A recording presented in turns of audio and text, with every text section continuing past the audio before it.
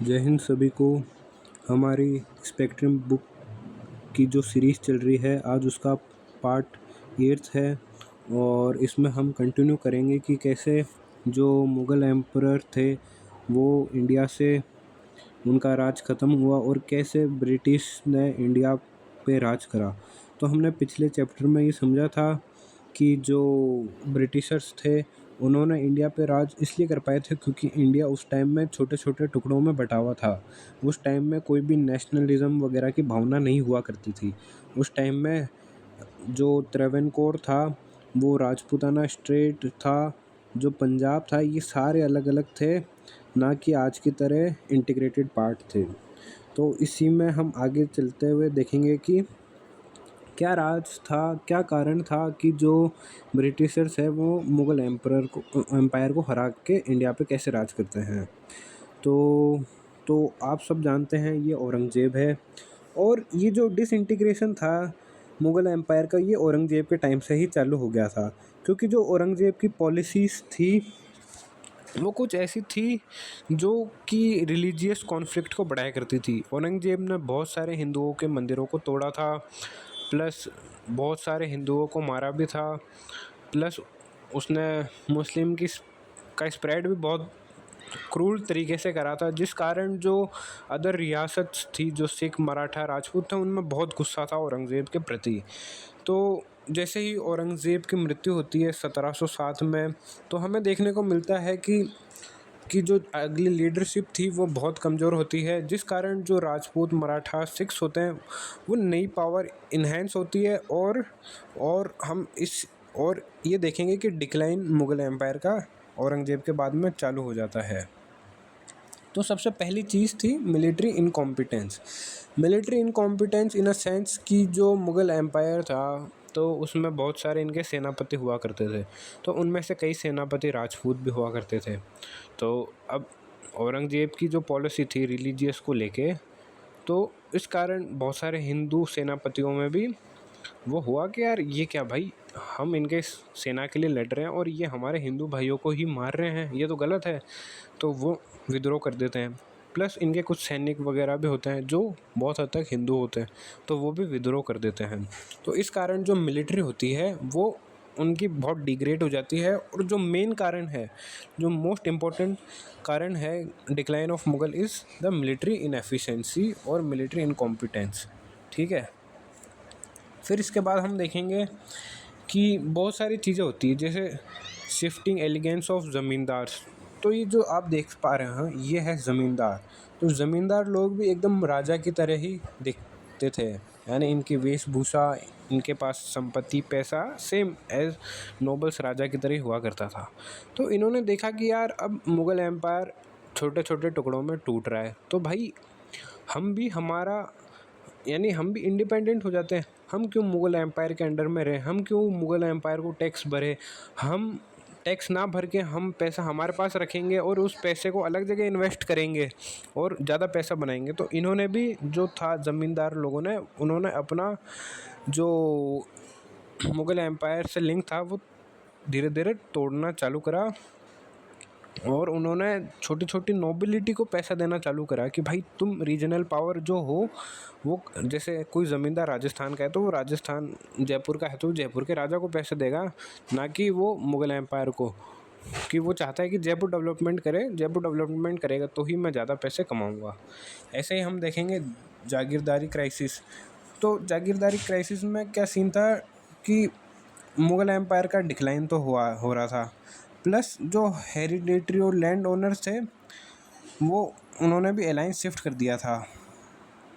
तो इसमें देखने को मिलता है कि जो मुग़ल एम्पायर था उनके पास जो लैंड थे उसकी शॉर्टेज हो जाती। जागीरदारी सिस्टम क्या होता था, कोई मुग़ल एम्पायर में सेनापति बना तो वो क्या करता था, उसके अंडर में कुछ एरियाज़ आ जाया करते थे जिन्हें जागीर कहते थे।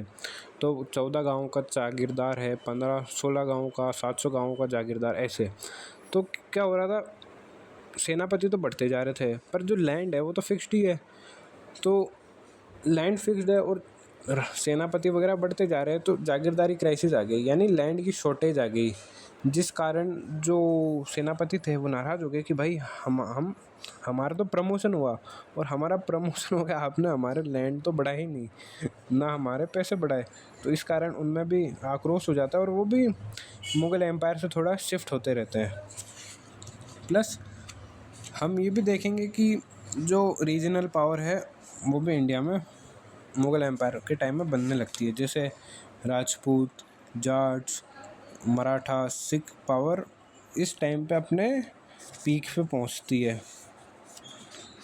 तो और इसके बाद हम ये भी देखेंगे कि इकोनॉमिकल एंड सोशल प्रॉब्लम्स भी बहुत सारी आती है। जैसे कि अब आपको बताया कि रैंक तो बढ़ रही है, पर वो ज़मीन जो जागीरदारी उन्हें मिल रही है वो तो बढ़ ही नहीं रही। और औरंगज़ेब वगैरह ने क्या करा था, उन्होंने चालाकी दिखाई थी। उन्होंने कागजों में तो लैंड इनकी बढ़ा दी थी, पर असल में लैंड बड़ी नहीं थी, जिस कारण क्या हुआ था, इकोनॉमिक प्रॉब्लम भी हुई थी, प्लस इनकी रैंक बढ़ रही थी। अब जो वहाँ का जागीरदार है उसे कहा गया कि भाई तुम ये एरिया है, यहाँ से तुम 50,000 रुपये निकालते हो महीने के, यहाँ से तुम 80,000 रुपये निकालो। अब एक आदमी एक जगह से 50,000 रुपये निकाल सकता है, वो लिमिट है, और वो 80,000 रुपये निकालेगा। इसका मतलब वो वहाँ पे टैक्स बढ़ाएगा, प्लस लेबर का जो वर्क टाइम है वो बढ़ाएगा, प्रोडक्टिविटी इंक्रीज़ करेगा। और प्रोडक्टिविटी इंक्रीज़ करेगा तो क्या होगा, हरासमेंट होगा नॉर्मल लोगों का। ठीक है। फिर हम देखेंगे कि रीजनल पावर भी बढ़ती है। तो सबसे पहले जो रीजनल पावर बढ़ती है वो है हैदराबाद। तो जो हैदराबाद है उसका फाउंडर होता है असफ जाह। वो होता है, इसका होता है निज़ाम उल मुल्क, फाउंडर होता है निज़ाम उल मुल्क, और इसने असफ जाह हाउस भी बनाता है हैदराबाद में। ठीक है। और फिर अगले इंडिपेंडेंट, तो ये आप देख सकते हो ये हैदराबाद है, इसका जो फाउंडर होता है वो होता है निज़ाम उल मुल्क, और ये असफ जाह हाउस बनाता है हैदराबाद में। उसके बाद हम दूसरा देखेंगे अवध। तो ये अवध, ये देख सकते हो नेपाल, इंडिया, थोड़ा तिब्बत साइड में ये थोड़ा होता है इसका। तो इस अवध का जो फाउंडर होता है उसका नाम होता है सादत खान, और बुरहान उल खान, ये होता है फाउंडर ऑफ अवध। इसकी हाइट वाइट भी अच्छी होती है, और पर्सनैलिटी भी। और पीछे आप देख सकते हो कुतुब मीनार दिख रहा होगा आपको। तो जो अवध है कुछ दिल्ली साइड में भी आ जाता है। प्लस हम इसके बाद देखेंगे बंगाल। तो बंगाल, ये देखो बंगाल ये है, तो ये आज के टाइम का बांग्लादेश, थोड़ा आसाम, उड़ीसा, झारखंड साइड है ना। तो इसका होता है मुर्शिद कुली खान फाउंडर। और बंगाल वैसे बहुत इम्पोर्टेंट जगह होती है ब्रिटिशर्स के लिए भी, प्लस मुगल्स के लिए भी। उसके बाद देखेंगे राजपूत।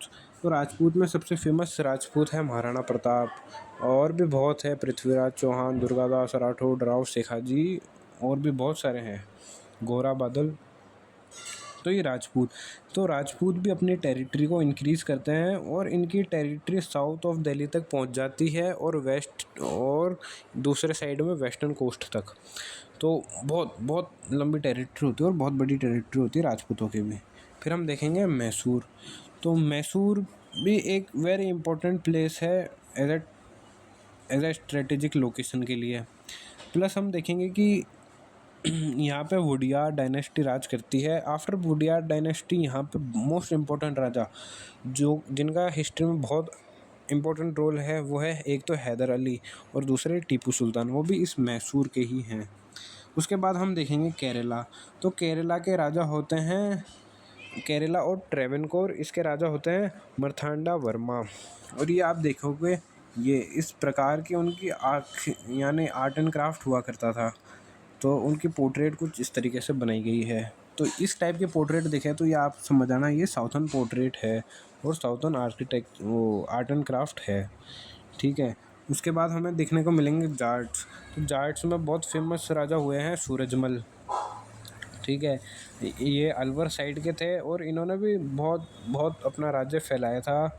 इन्होंने दिल्ली, मथुरा, आगरा, प्लस थोड़ा बहुत राजस्थान में अपना जाट किंगडम बनाया था, और गंगा चंबल साइड में भी इनका अच्छा खासा राज था।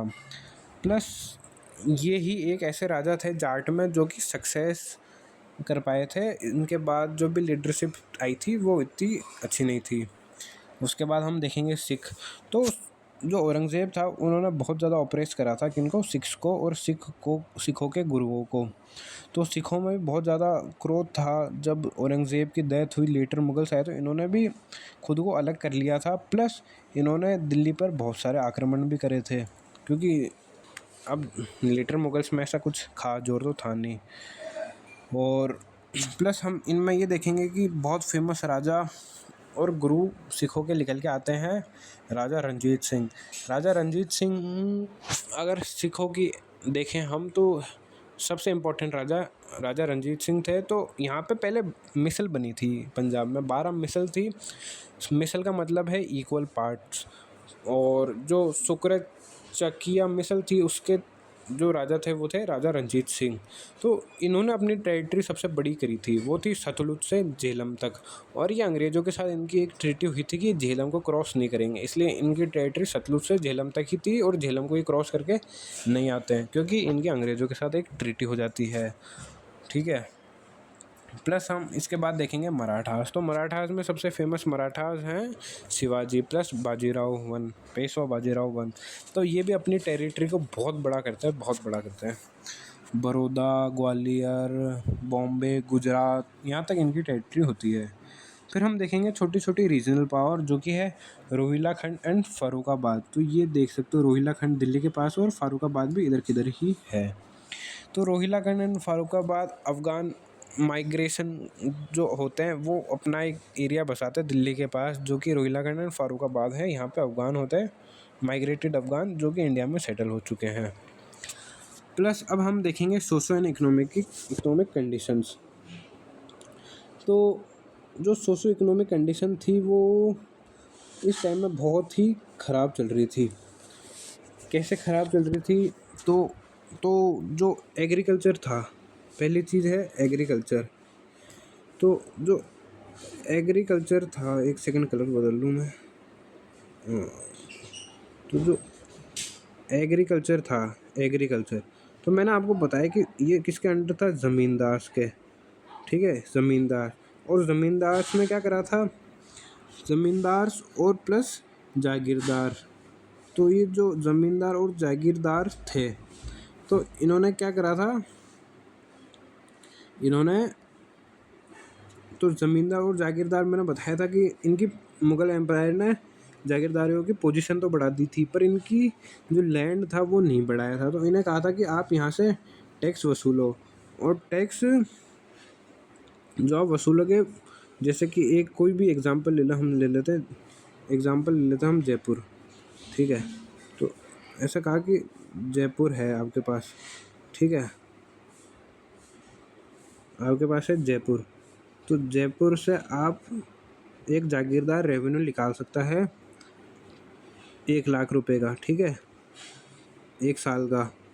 अब इन्होंने क्या कहा कि अब हमने आपको प्रमोशन दिया है, तो आप जो जयपुर है वहाँ से 1,00,000 ना उठा के आप उठा सकते हो यहाँ से कितने, 3,00,000 रुपये, 3,00,000 रुपये पर साल। अब 3,00,000 रुपये कोई निकालेगा जयपुर से तो क्या होगा, क्या होगा, जो वहाँ की पॉपुलेशन उसका क्या होगा, हरासमेंट होगा, क्योंकि वर्किंग आवर बढ़ जाएंगे, उनसे टैक्स ज़्यादा लिया जाएगा। ठीक है, समझ रहे हो, टैक्स ज़्यादा लिया जाएगा, वर्किंग आवर बढ़ जाएंगे, तो वहाँ क्या होगा, लोगों का हरासमेंट होगा, वर्किंग टाइम बढ़ जाएगा। ठीक है, तो इस कारण जो सोशो इकोनॉमिक कंडीशन होती है वो इस टाइम में बहुत ज़्यादा ही गिर जाती है। प्लस जो हम ट्रेड और इंडस्ट्री वगैरह देखते हैं तो इसमें हमारे ट्रेड चलती है बाहर वालों के साथ, बाहर की कंट्रीज़। ठीक है, बाहर की कंट्रीज़ हो गई, उनके साथ हमारी ट्रेड चलती है। प्लस हम ये भी देखेंगे कि इस टाइम में textile industry, ship building industry भी बहुत बढ़ती है। कौन सी, textile industry, ship building industry वगैरह का हमारे को इंक्रीज़ देखने को मिलता है। ठीक है, तो शिप बिल्डिंग इंडस्ट्री कहाँ बन सकती है, शिप कहाँ बनेगी, शिप बनेगी तो महाराष्ट्र में बनेगी, कोस्टल एरिया में बनेगी, आंध्र प्रदेश में बनेगी, तमिलनाडु साइड में बनेगी, केरला त्रावणकोर साइड में बनेगी। ठीक है, फिर टेक्सटाइल इंडस्ट्री, तो अब जो टेक्सटाइल इंडस्ट्री होती है वो कहाँ बनेगी, तो उसके भी मैं आपको बताता हूँ नाम जगहों के। तो जो टेक्सटाइल इंडस्ट्री है टेक्सटाइल इंडस्ट्री का ग्रोथ इंडिया में होता है कहाँ पे? एक तो ढाका साइड में, ढाका है ना जो अभी बांग्लादेश में, वहाँ पे ढाका में, पटना में, सूरत में। सूरत तो अभी भी फेमस है टेक्सटाइल के लिए, पटना अब इतना नहीं रहा। अहमदाबाद, अहमदाबाद वही गुजरात और चंदेरी साइड में टेक्सटाइल की ग्रोथ होती है। तो और ये टेक्सटाइल वगैरह की यहाँ ग्रोथ होती है। प्लस अब हम ये भी देखेंगे कि जो पोजीशन ऑफ वुमेन के बारे में बात करेंगे, तो इस टाइम में बहुत सारी अलग अलग प्रथा चला करती थी। जैसे कि जो वुमेन्स हैं उनको उनकी चाइल्ड मैरिज हुआ कराई जाती थी। प्लस पॉलीगैमी, यानी जो एक औरत होती थी उसके यानी एक पति 3-4 औरतें लिया करता था। प्लस पर्दा सिस्टम था, सती का सिस्टम था। तो ये सारे जो पोजीशन ऑफ वुमेन थी वो काफ़ी डिप्रेस्ड थी उस टाइम में। प्लस हम देखेंगे कि जो Raja Sawai Jai Singh of Amer and the Maratha general Parshuram Bhau try to promote widow remarriage. तो उस टाइम में विडो रीमैरिज भी नहीं हुआ करती थी। तो जो सवाई जय सिंह था आमेर का और मराठा जनरल परशुराम भाऊ ने विडो रीमैरिज को काफ़ी वो करा था प्रमोट, पर वो इस चीज़ में सफल नहीं हो पाते हैं। प्लस हम ये भी देखेंगे कि स्लेवरी भी उस टाइम में बहुत बढ़ चुकी थी। जो यूरोपियंस थे वो लाए थे स्लेवरी, और वो इंडिया से लड़कियों को और बच्चों को उठाते थे, उन्हें क्रिश्चियन में कन्वर्ट करते थे और उसके बाद उन्हें बाहर देश में स्लेवरी के लिए भेज दिया करते थे। प्लस हम देखेंगे art and architecture and culture. तो लखनऊ असफउद्दौला बिल्ड अ 12 तो 12 बनाया था किसने? असफउद्दौला ने। कहाँ पे? लखनऊ में 1784 में। फिर सवाई जय सिंह हमारे बनाते एस्ट्रोनॉमिकल ऑब्जर्वेटरी। कहाँ 5 जगह, एक तो जयपुर में, एक दिल्ली में, एक बनारस में, एक मथुरा में और एक उज्जैन में। प्लस और ये एक टाइम टेबल भी बनाते हैं एस्ट्रोनॉमिकल ऑब्जर्वेशन का, जिसे कहते हैं जिज मोहम्मद शाही। फिर केरला में हम देखेंगे पद्मनाभपुरम पैलेस, जहाँ का आर्किटेक्चर वगैरह बहुत फेमस है। और बहुत सारी पेंटिंग्स की स्कूल भी निकल के आती है, जैसे Rajputana painting, Kangra school of painting. और उस टाइम में पोइट्री का भी बहुत ज़्यादा बढ़ता है। बहुत सारे बड़े बड़े पोइट मिर्ज़ा गालिब वगैरह ये भी इस टाइम में ही सुर्खियाँ बटोरते हैं। तो इसी के साथ हमारा ये चैप्टर भी ख़त्म होता है। जय हिंद सभी को।